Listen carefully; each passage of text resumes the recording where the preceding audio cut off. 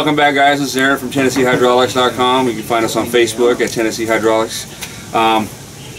You've seen probably a lot of cars on Facebook, internet, YouTube with 1,000 different ways to set up your hydraulics, your whammy tanks to individual pumps. This is kind of the way that we did ours. All right, I chose to go with 2 whammy tanks that you see here and 4 pumps. Right. So basically, this is a 4-pump setup with just condensing it a little bit and making it a little bit cleaner, in my opinion. All right. This is just the particular layout that we did. The blocks are bolted from the back on each step of what I call like the ladder, if you will. Right, and that's mounted to a bar that connects the battery racks.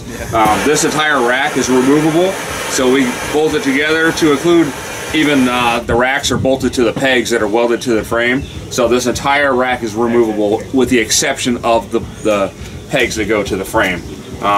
So what we're going to do is we got negative, positive, negative. That way we can hide the negative cable behind the actual pumps themselves running across to ground, and then from the ground on the other side we'll run up to the quick disconnect underneath the driver's seat, and that way it'll all be hidden. You know, a lot of guys will have the ground coming up through here underneath the trunk latch mechanism. I'm just choosing to do it this way.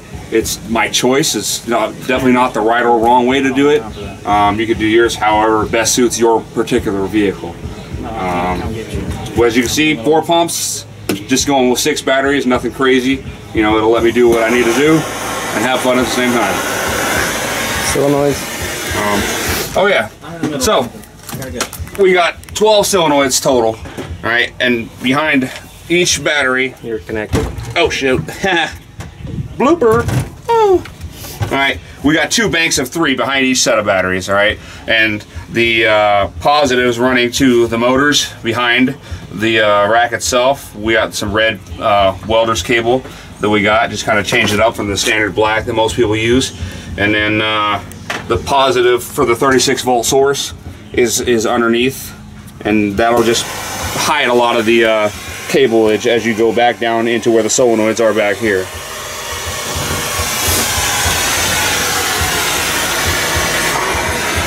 And the bolts that connect the crossbar behind it, so you never see those.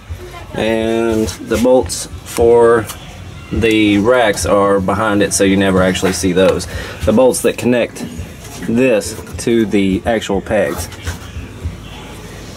Alright, so most people take the dumps and they'll mount it right to the top of the block. Matter of fact, you can see what we actually thought about doing is where this would connect here.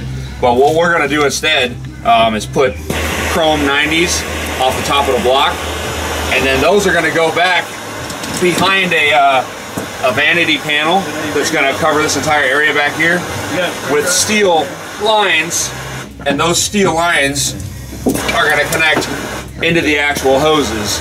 So you won't see any pumps, or correction, you won't see any dumps or anything like that, or returns.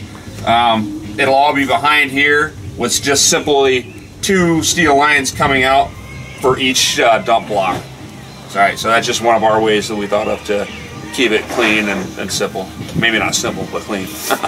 Well, we'll be posting a video about that later on once it's actually done. Alright, so an idea I came up with a few years ago with one of my Cadillac Fleetwood I did was to have removable battery hold down posts. So a lot of people will take the thread bar here and they'll just weld it into their battery rack somehow.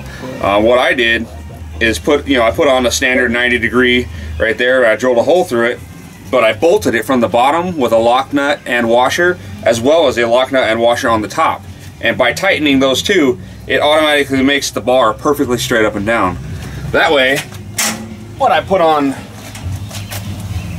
the bar hold down, I could put this on and lock it down just like you normally would any other setup.